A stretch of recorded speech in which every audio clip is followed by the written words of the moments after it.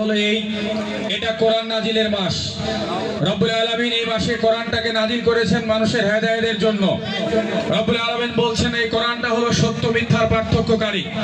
আমরা স্পষ্ট ভাষায় বলে দিতে চাই এবং শপথ নিতে চাই, আগামীতে বাংলাদেশে ন্যায় ইনসাফপূর্ণ বাংলাদেশ তৈরি করতে হলে এই বাংলাদেশে কোরআনের আইন ছাড়া কোনো মানুষের তৈরি আইন দিয়ে কোনোদিন ইনসাফ প্রতিষ্ঠা হয় নাই, হবে না।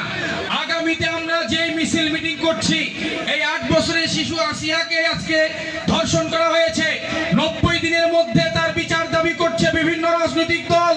আমরা বলে দিতে চাই এইভাবে আর রাজপথে নামার প্রয়োজন ছিল না যদি বাংলাদেশে কোরআনের আইন বাস্তবায়ন হতো, ঠিক কিনা বলেন? আর 90 দিন নয়, 7 দিন নয়, 7 ঘন্টার মধ্যেই ধর্ষকের বিচার কার্যকর হতো বাংলার জমিনে যদি কোরআন দিয়ে রাষ্ট্র পরিচালিত হতো।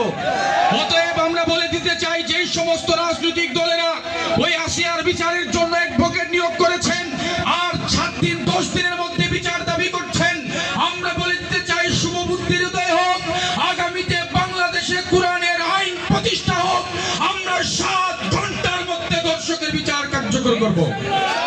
অতএব বাংলাদেশ জামায়াতে ইসলামী শপথ গ্রহণ করতে চাই, আমরা আগামীতে দুর্নীতি মুক্ত, সন্ত্রাস মুক্ত, চাঁদাবাজ মুক্ত, দখল দায়িত্ব মুক্ত সোনার বাংলাদেশ তৈরি করতে চাই। রমজান মাসের শপথ হোক আমরা নিজেকে কোরআনের রঙে রঙিন করতে চাই। আল্লাহ ভীরু মানুষ হিসেবে নিজেকে প্রস্তুত করে আগামীতে কোরআন বাস্তবায়নের আন্দোলনে আমরা যেন অগ্রণী ভূমিকা পালন করতে পারি।